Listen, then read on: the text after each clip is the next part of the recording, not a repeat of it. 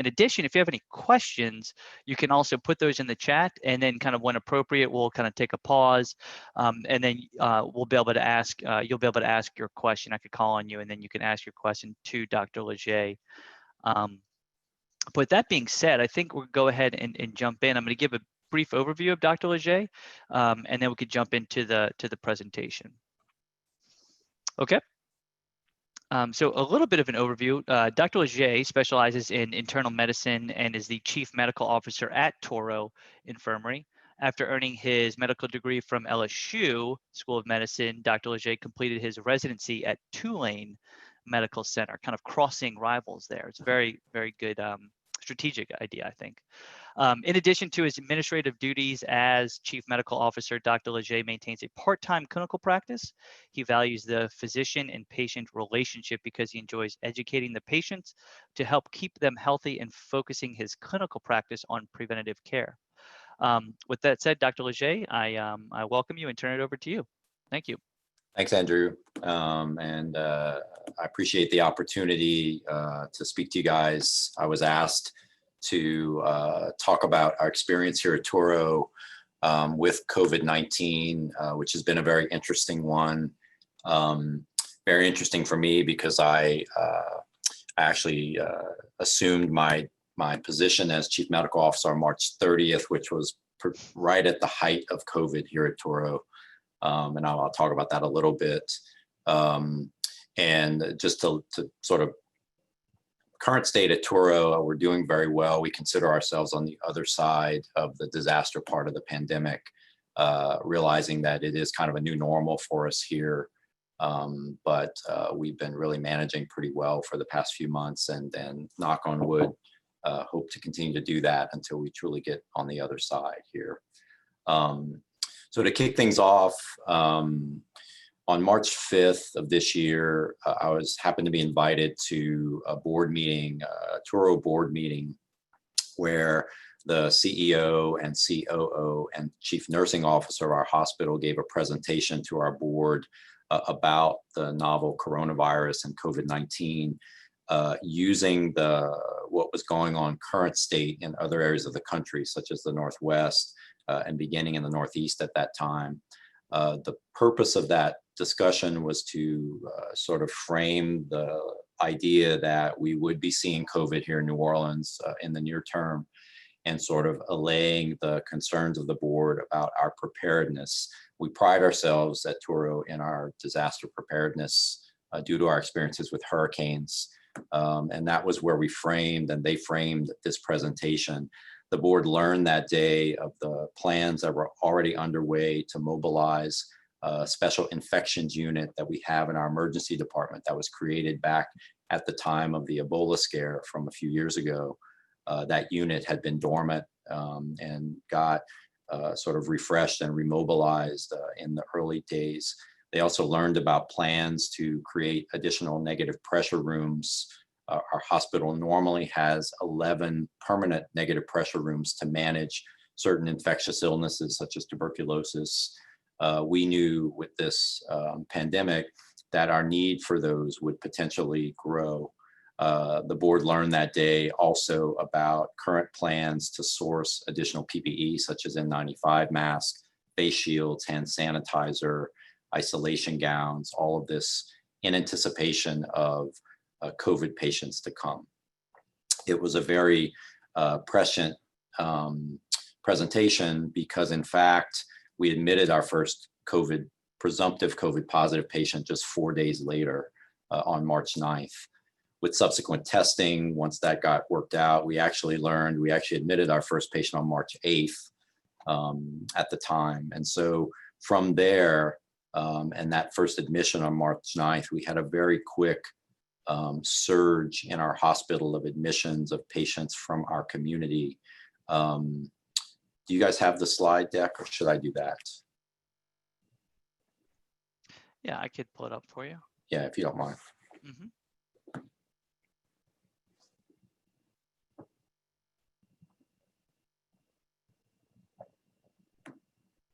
You can go to,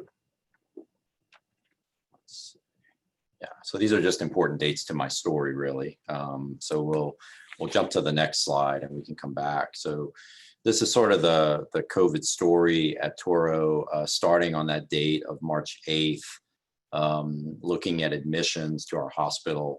And you can see the quick surge and peak through the mid part to the late part of March, these patients coming from the community. On March 20th, our medical executive committee, which is a committee that governs the medical staff and works closely with administration on that governance, our medical executive committee declared the COVID pandemic as a disaster for our hospital. Similar to what happens at state and government levels, that activates several processes across the hospital setting. With that disaster declaration, it allowed us to grant additional privileging to providers to help us with staffing and care of patients.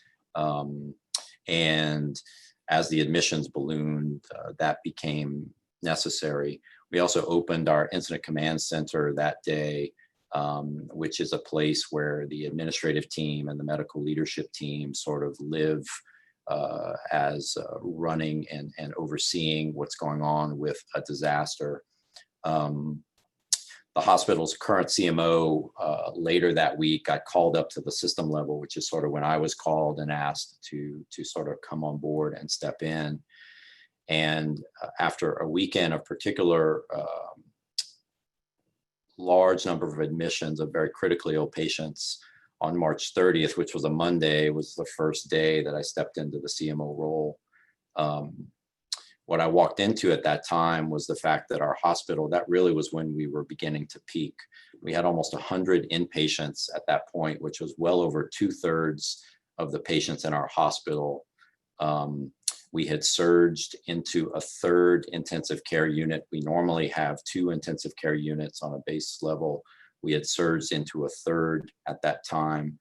We were using the recovery room where we normally recover patients who have surgery. We were using our recovery room as an intensive care unit for non-COVID patients at that point in an attempt, successful attempt to keep patients separate. Our number of ventilators in use was about to peak at 32. We normally have on average about 8 to 10 patients a day on ventilator care. That had more than tripled shortly after that March 30th date. Our medical staff was really stretched at that time just due to the sheer number of patients, the acuity of those patients, and all of the concern about management. These were the early days where we knew not a whole lot on how to manage this illness. We knew not a whole lot about testing. We knew not a whole lot about protecting ourselves. And so there was a lot of concern at that time. Our hospital staff, such as nursing, the respiratory therapists, our patient care technicians, at that point, were fearing for their safety. We were having a lot of call-ins, people calling in, quote unquote, sick, primarily out of concern for their safety. There was concern about our distribution of patients and efforts to keep COVID patients separate from non-COVID patients in the hospital. There was a concern about adequacy of PPE supplies, as you guys have probably read about all around the country, and questioning about safety measures that we were putting in place in very rapid fashion to meet the surging need of our community.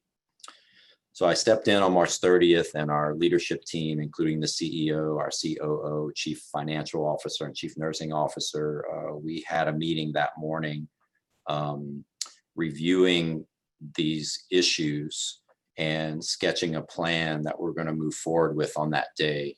That plan focused on what we looked at the time of 3 M's, 1 M being messaging, 1 M being manpower, and 1 M being money.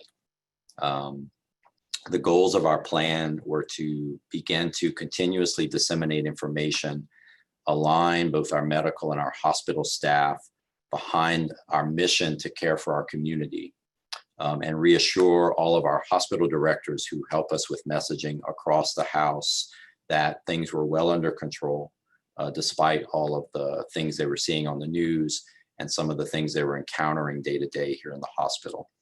We moved our incident command center, which normally sits in sort of a bunkered area of the hospital. We moved it to one of our central conference rooms so that we could make our administrative team very visible to the hospital staff. They walk by this conference room to go to the cafeteria every day. That helped create more visibility. And then we, as a C-suite team, sort of divided up responsibilities moving forward on how we would tackle the various problems and processes that needed to be addressed to help us manage this pandemic. That day really was a turning point for us because in retrospect, as I said, we had peaked in terms of our census. And I do feel like that was sort of a peak day of sort of uncertainty and fear amongst both our medical staff and our hospital staff. Immediately after that meeting, every day we have in the hospital what we call safety huddle, which is where all the directors of the hospital come together and we sort of do a around the house review of what's going on in the hospital to make everyone aware and solve any problems. I walked into that meeting, which was still being done in person that day, and I had a mask on. And this was a time where universal masking was not the recommendation. But I announced at that meeting that we were going to start masking that day. We also, that was going to be our last day. We held that meeting in person. We actually moved the safety huddle to the incident command center, directing that the only in-person in that room are the senior directors, and then everyone else would call in. And that's how we did that meeting every morning. And actually, we still do it that way even to this day. We found that to be a very effective way of communicating. It doesn't require everyone to be in person. I'm sure all of you are sort of realizing that in your day-to-day lives. But that allowed us to really still have these very needed daily collaborative meetings and do it in a way that was safe for everyone. Over the next 4 months, using that initial plan, and after the disaster ultimately was declared over July 31st by our MEC, what I saw across our C-suite here was a very collaborative, authoritative, very transparent, and very successful effort for us to navigate through this peak and surge and to get on the other side of it, feeling very proud of the way that we handled it, both as a leadership team, but really how our hospital itself really handled itself and really stepped up to take care of our community. It's something I'm very proud of to this day. So I thought I'd break down the talk itself into sort of looking at the different leadership areas of our C-suite and how we divided up those responsibilities and how each of those team leaders sort of dealt with their area.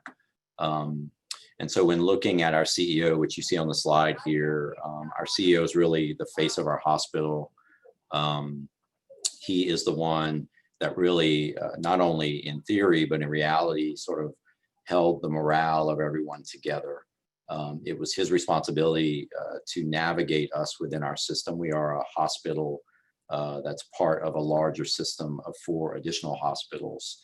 And so as part of the pandemic, when this started, he was on daily calls with the leadership of the hospital.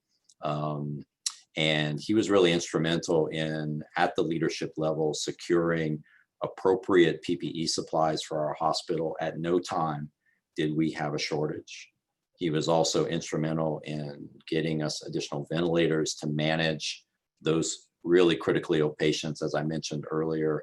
And again, at no time did we have a shortage of those things you may have read about in other parts of the country. He was very instrumental in formulating plans at the system level to avoid furloughs. We're very proud of the fact that we really did not have to furlough any employees of our hospital. I'll talk a little bit about the plans around that made that successful. He also navigated and instituted a plan that allowed our physician compensation to maintain itself. So despite the fact that all of us went into complete lockdown, that included closing many of our clinics, we were not allowed to do elective surgical procedures for an extended period of time. He helped to navigate keeping our physicians whole from a salary and compensation standpoint, which was very important in maintaining morale and allowing the medical staff really to continue to focus on the care of their patients. We did institute through marketing, both myself and he, weekly newsletters that we sent out to hospital staff and to the medical staff. There was constantly changing information. So from April all the way through the end of July, we did these newsletters weekly to disseminate information. One important thing he did, hospitals always have these sort of regular celebrations of various things. We have Nurses Week, we celebrate Hospital Week, we celebrate Doctors Day. Despite the pandemic, he was very adamant that we continue those events, and we did. We still had Nurses Week, we still had Hospital Week, we still celebrated Doctors Day in the middle of a pandemic. We certainly didn't do it in the way we normally would have in the past, but it was very instrumental at keeping morale intact for the staff, that we continued to have those events. His idea of what we called a hope campaign, which essentially was focused around COVID and around the Touro experience with COVID in the early days. Hope campaign really was about, you may see rainbows around, but it really was about the hope we felt at managing these patients and their families.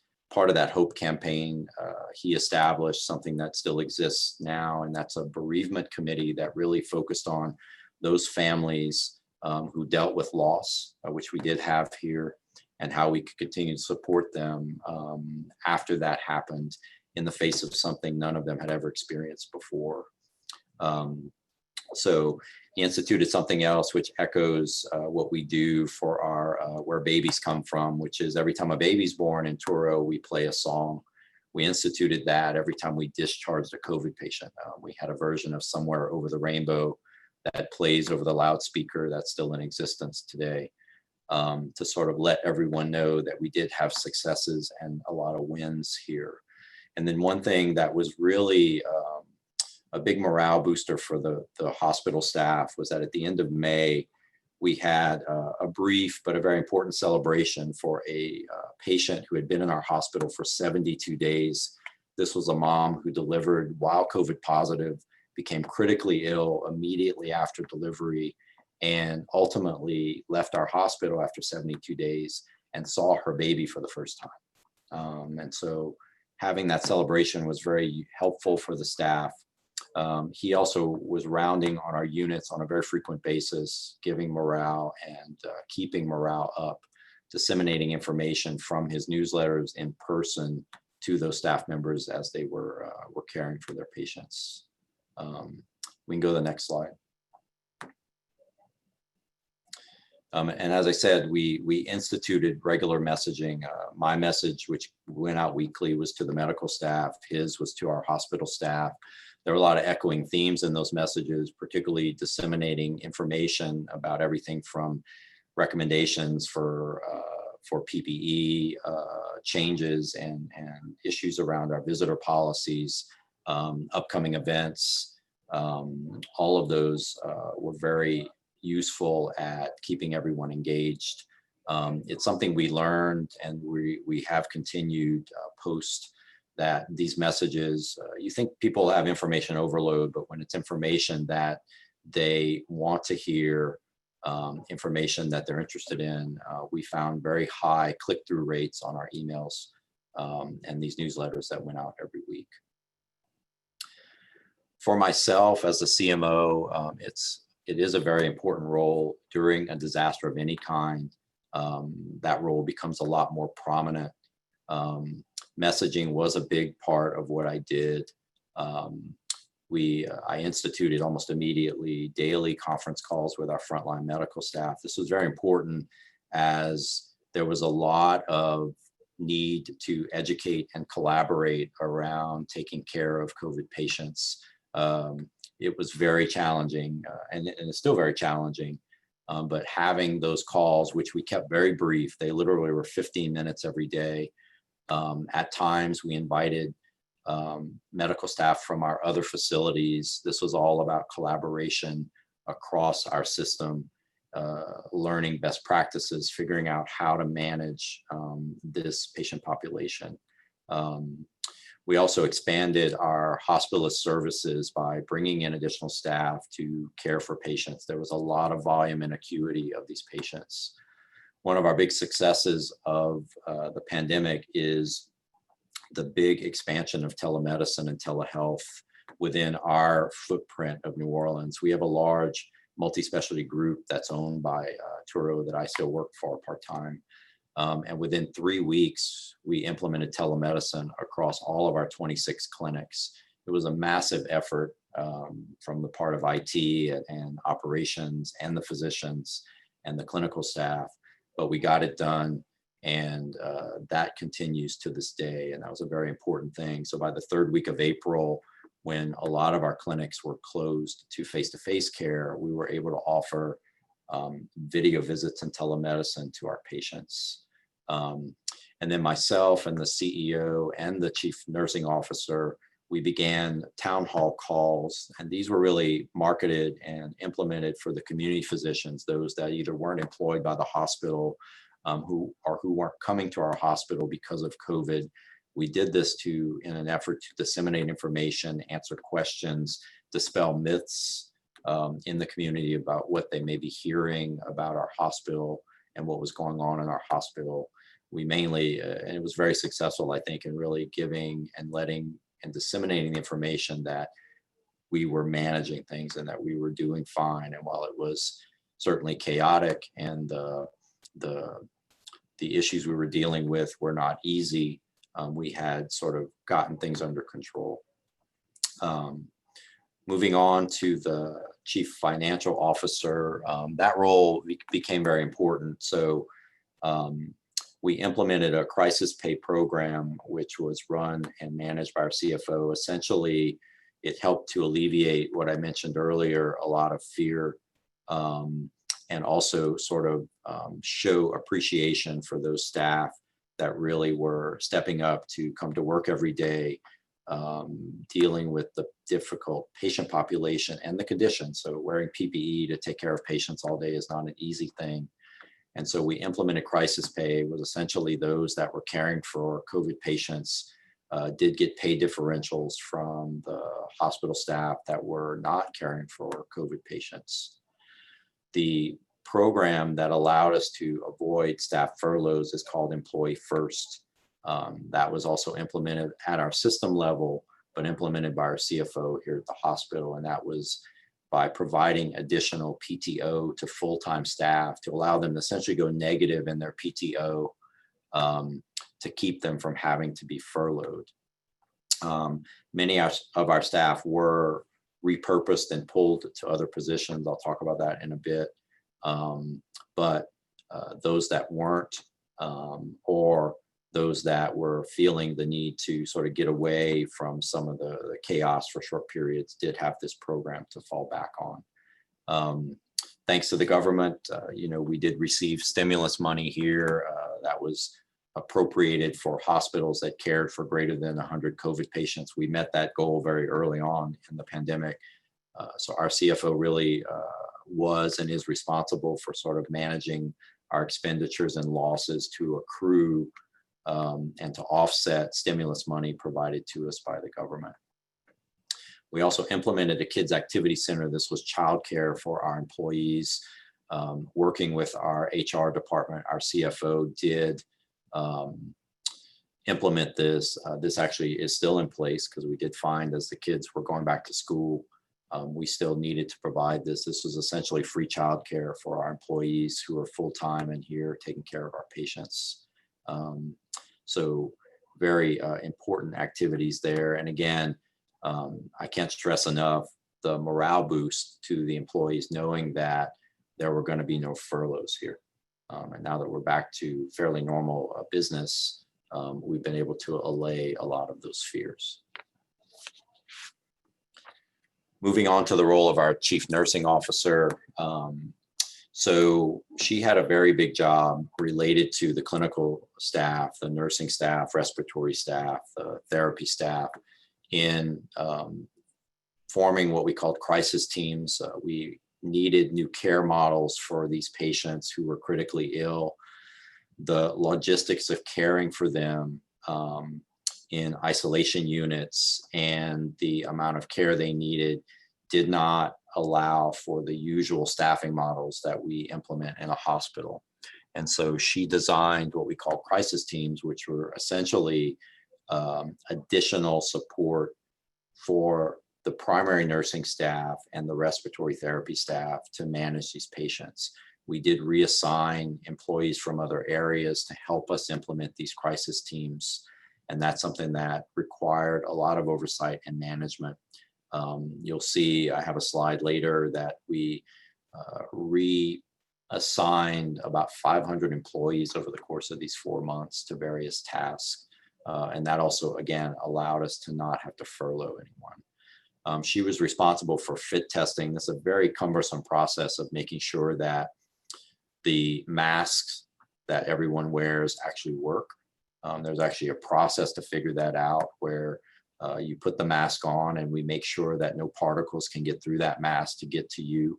You think that would be simple when you realize that you're sourcing masks from different companies, and every time a mask comes from a different company, the employee has to be refit tested to make sure that mask fits them. We did find and learn a lot from that, but that was her task, was to make sure that was done regularly, that we provided that to anyone who was forward facing with a patient in our hospital, and that we kept that in place. We still have fit testing now because we do occasionally get masking supplies that come from a different vendor that this needs to be done.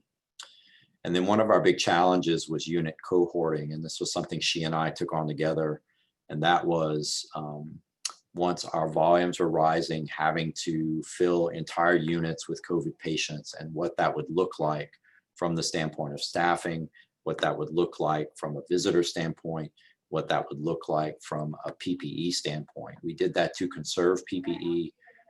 It allowed for efforts of conservation, everything from being able to use isolation gowns that could be wiped down versus thrown away each time you went into the patient's room. When you went on our cohorted units, you would see evidence of that. So outside of each patient room, there were gowns hanging specific to a staff member. And those unit cohorting decisions got more challenging as we surged, but it actually became challenging as our numbers started to come down, because ultimately we didn't have enough patients to cohort in units anymore. So we had to make decisions related to that.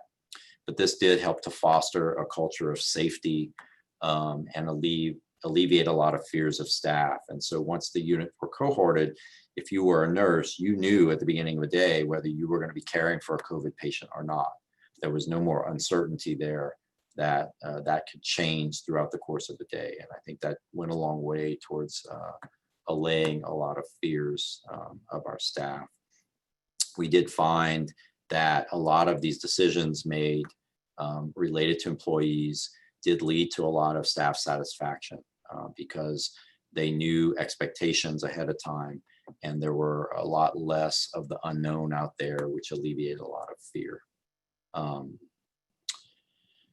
Next, in regards to our chief operating officer, this was probably one of the more challenging roles. Our operations officer really is in charge of a lot related to our facilities. So he oversees lab, and lab was a big challenge in the early days related to testing, including the different modalities of testing, figuring out which tests that we would use for our inpatients and our outpatients, for our surgical patients. Shortages in testing. Thankfully, we dealt with that for a very brief time here, but throughout most, from a testing standpoint, we did well.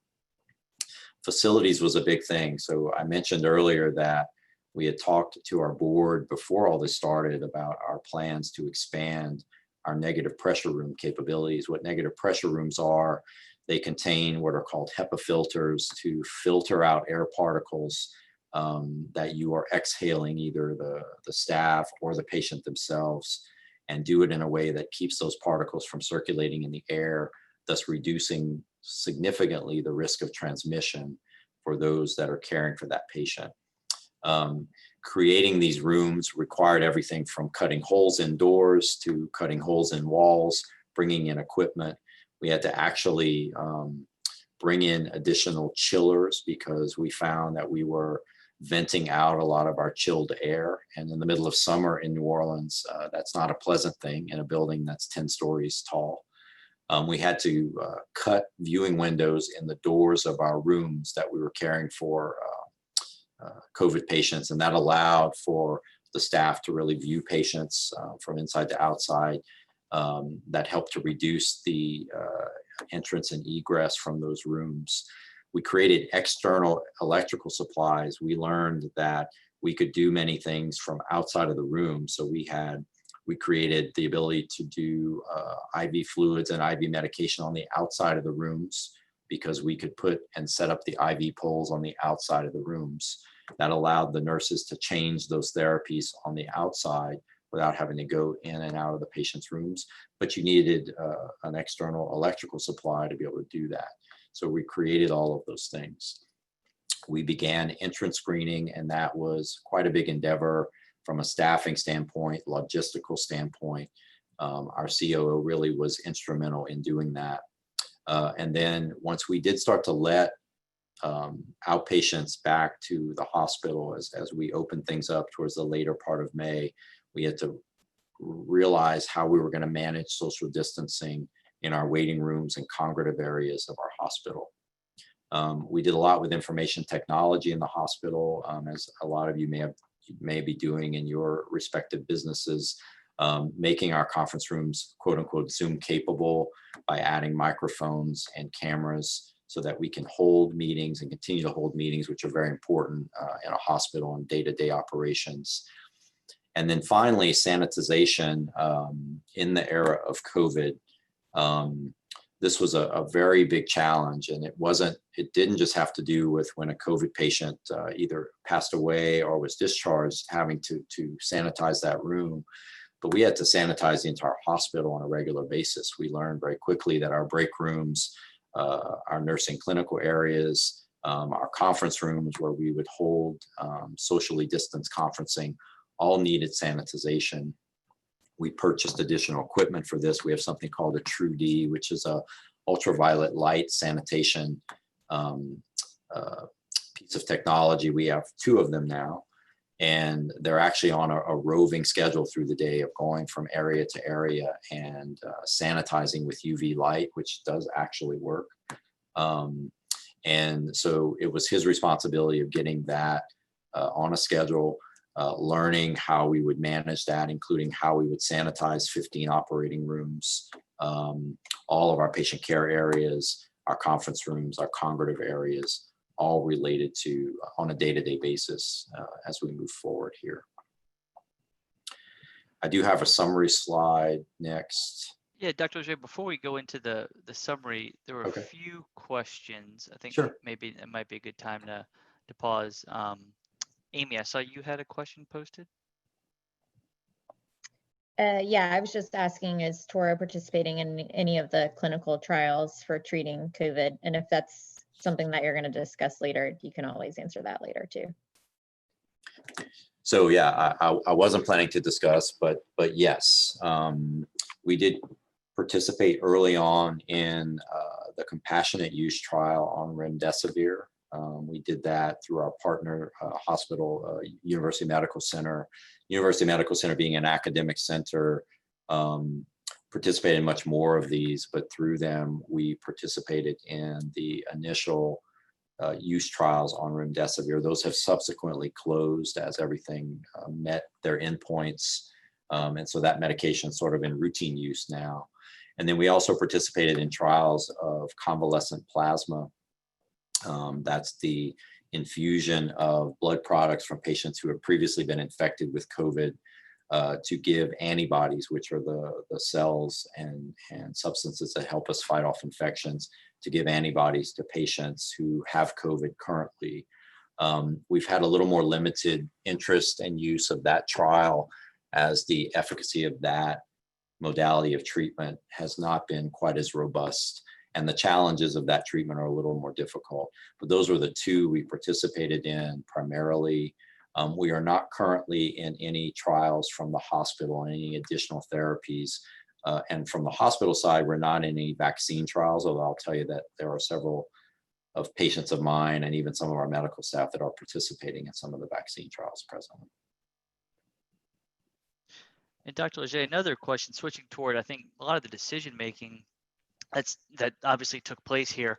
It seems like a lot of this decision-making was quick, meaning it didn't need to run through a lot of bureaucratic channels.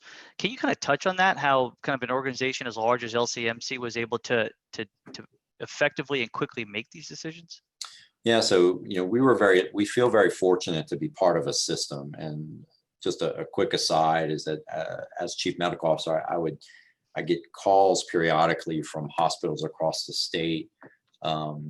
And I got a call from a hospital in Jennings, Louisiana, really early on, really just a sort of help, what do we do kind of thing. And, that was a freestanding hospital that didn't have a system to sort of rely on.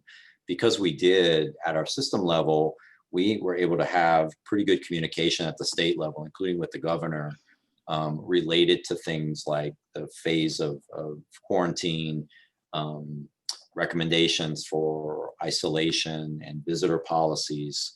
One thing that I learned through this is that while we did have to make a lot of hospital level decisions on the fly, and we had to walk back some of those decisions at times. I know visitor policy is one I can think of that both ourselves and our sister hospitals, as we began to move from phase 1 to phase 2 at the end of March, we had a lot of our patients and community that really wanted us to open up our visitor policy. And we did so, and we realized very quickly that our hospital really is just not equipped to handle the crowds, essentially. So we're trying to socially distance in our waiting rooms and congregative areas, and it was very hard to do if our visitor policy was relaxed too much. So we actually walked it back very quickly after making that decision, once we saw the ramifications of that decision. But that was what I learned was, we did vet a lot of our decisions at the system level. We did walk back decisions at times. Others that I could think of, when we started doing tests, when we did start opening up again for procedures, and to this day, we still are pre-testing everyone before procedures. The decision on the timing of that testing, when it needed to occur, how soon before the procedure, our initial decisions on that, we ended up walking back and making adjustments to those decisions. But that is what's very different about this pandemic from other types of disasters, where, when you don't have experience with certain things, there are decisions that need to be made on the fly, but there needs to be the ability to critically evaluate those decisions and the willingness to walk them back and to take the responsibility for walking them back if the analysis of that decision doesn't show that the outcome is what you expect it to be. Fair. We have 20 minutes left. We'll get through the rest, I think, of your presentation, and then we could start off with a few more questions that we have here. Okay. Does that work? That sounds great. So I have a summary slide just to, and we presented this actually to our staff. This slide is up through the 31st of July, which is when we decided as a hospital that that was the end of the disaster part of this for us. But this slide's very telling as to what we went through in those 4 months. So ultimately, we created 140 negative pressure rooms in our hospital. So we went from 11 to 140. And that was across all areas, our intensive care units, our labor and delivery areas, our rehab areas. All of them required this to allow us to take care of these patients. We spent over $1 million on PPE supplies. We spent over $1 million on the equipment to create these negative pressure rooms. You'll see the amount we spent in crisis pay and in our Employee First program. We had 190 communication touch points. That was from myself, the CEO, our CNO, and our marketing department out to our community over that time. We performed over 10,000 COVID tests just within our hospital. We had, it was actually 32 vents at peak use. There's a misprint on this slide. You'll see 500 employees ultimately were reassigned for periods of time to support everything from temperature screening at our entrances. We had employees that volunteered to staff the Kids Activity Center, which was our childcare center. Employees that staffed information hotlines that we implemented. All of them doing it very readily and willingly, mainly, giving them a job and being able to continue to work until we got back to normal activities that they could then resume their previous positions. We performed over 1,600 of those fit tests of PPE, essentially putting employees and staff through the testing to make sure their masks were secure and would keep them free of illness. We did over 12,000 telemedicine or telehealth visits through our outpatient clinic networks over that 4-month period. And we discharged a total of 275 patients successfully from our hospital, including many of them that were very critically ill, including being on ventilators. So we feel very proud of that number. So this is kind of a summary of the disaster part of COVID. A couple of highlights of lessons that I think we learned at the leadership level. First and foremost, telehealth is definitely here to stay. Not that it wasn't here before COVID, but I think when we look at it across the spectrum of the patients we take care of, I think younger patients may have been utilizing telehealth to a certain extent, but even our older patients and our elderly patients have learned the benefit of it, keeping them in their homes, being able to have healthcare and access healthcare safely, and that modality and that therapy is definitely here to stay. And at least in our small slice of the world here, we plan to have it remain. We learned that messaging can be effective and is actually desired. You would think that's that's a simple lesson to learn, but I remember in the days and times before COVID where, it was always a question of, are we sort of overloading our staff and our physicians with messaging? And, if you message too much, the point of that message doesn't get across. We learned that as long as it was effective, related to specific topics, it did gauge interest. And we're going to use that information to help target and keep that in place going forward. Sort of a telling thing right now, because we have another hurricane on the horizon, but pandemic is not a hurricane. So we thought at Toro that we were very good at disasters because we've dealt with hurricanes here on numerous occasions, including Hurricane Katrina. But pandemic is not a hurricane. The main difference being that a hurricane approaches, hits, leaves, and while it may leave damage in its wake, it's a very localized event. This pandemic has been ongoing and continues to be ongoing. And so that was a lesson in and of itself. And then finally, in the face of a disaster, I think every component of the leadership team has a role to play. It's not that the CFO can just go home because they're not needed in a disaster. There are a lot of roles to play. It really is helpful in terms of messaging and the authority and the mindset of the staff to know that their leadership team is intact, that all members are there participating, meeting their roles, and communicating that that is happening.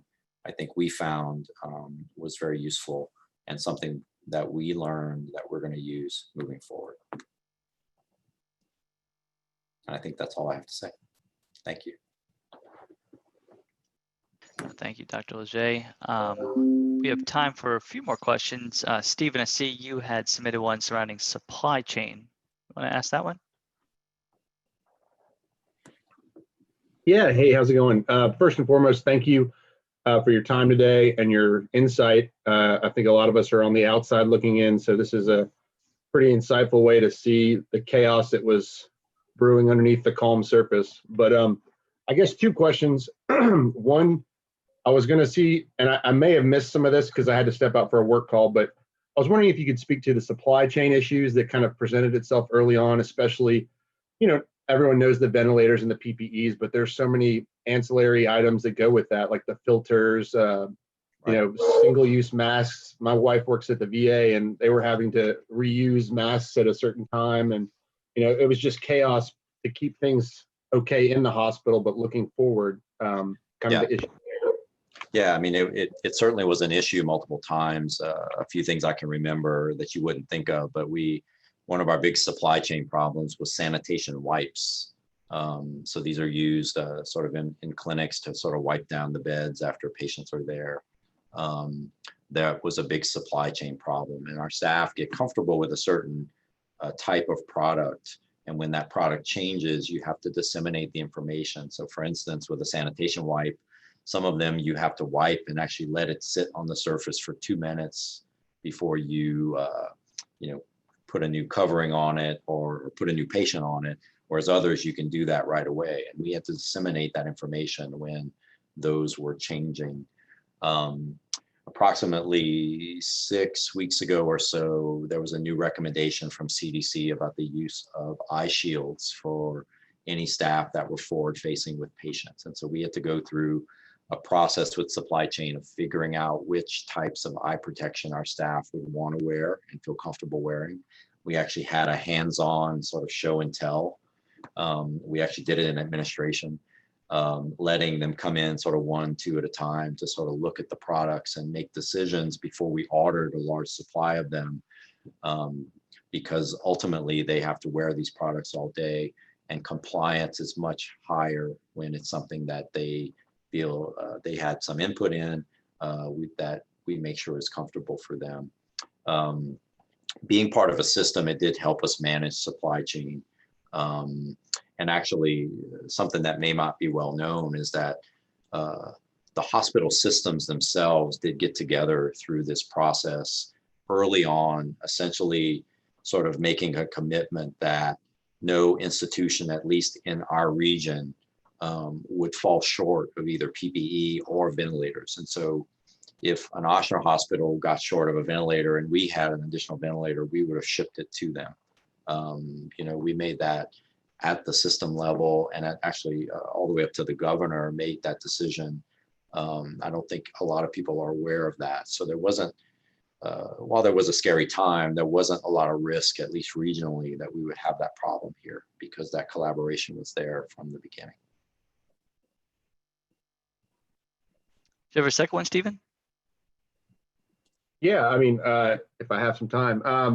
The other question I had was around, obviously you spoke a lot about messaging and communication, but especially in the early days, there was a lot of miscommunication, not necessarily internally to a hospital system, but social media, administrations, rumors. At one point we're using hydroxychloroquine and the next we're not. How do you, I'm sure your staff is well equipped to handle from an internal perspective, but when you're dealing with families, especially those that are on life-threatening, caregiving, what kind of lessons do you take away from a family or specifically a patient looking for, last chance ditch efforts and, you having to right the ship with correct information, or at least the best of your knowledge? Yeah, that was primarily why we had calls on a daily basis amongst the medical staff, because it was very important early on that our messaging was very clear, even if that messaging was not, even if we didn't have the answer, because a lot of times we didn't. But it did help in dealing with families. It was a very challenging time. Frankly, our visitor policy was essentially COVID patients, no visitors. And so family, and I didn't really talk about this, but we made a lot of accommodations related to the use of FaceTime through iPads that we purchased to do these communications, but making sure that across the team, so it's not just one doctor and one nurse caring for a patient, but multiple, that team was aligned in terms of the messaging. It was very challenging. I think hydroxychloroquine is a very good example. We did use that drug in a limited way early on. And as we collaborated, I remember getting emails of the studies out of, I forget which Asian country it came out of now, about the use of that drug that was shared across the system. And that was, again, one of those decisions that ultimately we walked back on when more data was available. So I think that the messaging was that when it's a team caring for patients, that team needs to be on the same page. And the way we did it was with these regular calls. I mean, we had physicians, as this got out, the calls would balloon to, we'd have 30 and 35 physicians on the calls. They were very collaborative, but a lot of them would just call in to ask questions or just to hear what was being talked about. And that's how we got the information all the way to the bedside. Thank you. Asha, I see you have a question. Yeah, I was really intrigued when you were talking about how you guys did well keeping staff morale high, because there's been a lot of conversations nationally about mental health, stress, and anxiety, particularly for our healthcare workers. And I think as an organization focused on developing young leaders, I think it'd be really insightful for us to hear as leaders how you guys found that really delicate balance between caring for the caregivers and doing the vital work necessary during a crisis. Yeah, I mean, we experienced it here for sure. Not to give specifics, but we had, even at the physician level, a couple of crisis moments with staff and caregivers who really were feeling the brunt. We actually, this was taken up all the way at our system level, where we collaborated, and actually they've recently put it together where they asked for best practices. So what did you do to help with morale? What did you do to help with identification of those staff? And what we did was we came together. We have resources because we have a fairly large oncology program that has counseling services related to it. And as I mentioned earlier, we had already instituted a bereavement program, which was for patients and families. But what we started to do was gather that information as an offshoot of that bereavement program for staff, either at leadership level of staff or all the way down to the boots on the ground, to be able to sort of speak up either about themselves or about someone they're interacting with that they think might be in need. A lot of the little things I mentioned earlier, the fact that we still held these events, I think that really helped. I remember Hospital Week was a big one. I mean, it was a lot of angst because we had a lunch for the staff, but we had to be really careful with the social distancing. And so it was all about, you almost had to have an appointment to come to lunch. But it really, when they got there, what we had done to sort of celebrate them was very good. We also had one day, and I didn't call out the local, our local hospitality industry, but they were just great to us. I mean, we had donations of all sorts of things, and PJ's Coffee donated a large amount of their cold brew in a can. And we had a day where all of our leadership team sort of ringed the entrance to our hospital. We rolled out a red carpet and we just welcomed all the staff to work that morning. So we showed up at 6 a.m. We had a brass band there that was playing as they were coming in. And we essentially just celebrated the staff as they were coming to work. And when they walked in, they were able to get PJ's Coffee, but that was a very telling thing. So those types of little events, essentially, not only showing appreciation, but when we did the normal hospital events, just letting them know that eventually things are going to get back to normal, that we're not sort of abandoning all rules of order to manage this, that we still realize that we will get to the other side of this at some point. Dr. Lege, we're right about at time right now. Maybe just one last thought, if you could leave this group as leaders, developing leaders, future leaders, out of this crisis, what do you think would be most helpful for us to take away, for us to learn as we become and eventually become in leadership positions such as yours? I think the last question that Ashley just asked is important. I think as a leader, you have to look at those that are looking up to you in the face of something like this. Now, it could be a very different situation. It could be a power outage that's extended, but you have to be able to be accessible. You have to identify those challenges all the way down to the staff that are, I'll say, the farthest away from you, and understand that it's your responsibility to help them manage the problems that they're facing, and not be afraid to make those quick decisions, but also then to walk back that decision if it doesn't work out in the way you think. I mean, really, that's the lesson for me, is in the face of something like this, where there's a lot of unknown, it's okay if a decision isn't a right one, because you can always pivot. And as long as you take responsibility for that, and there's an understanding as to why you had to pivot, I think that makes it something that reassures the staff around you. Wonderful. Well, I appreciate that. And on behalf of YLC, thank you again, Dr. Lege, and the entire Toro team, LCMC team, for joining us. Certainly appreciate it too, just from a community standpoint, for all that you and your team have done as well. So thank you so much for your time. Thanks for having me. I really appreciate it. Enjoyed it. Thank you. Yeah, thanks for everyone for calling in. Till next time. Bye.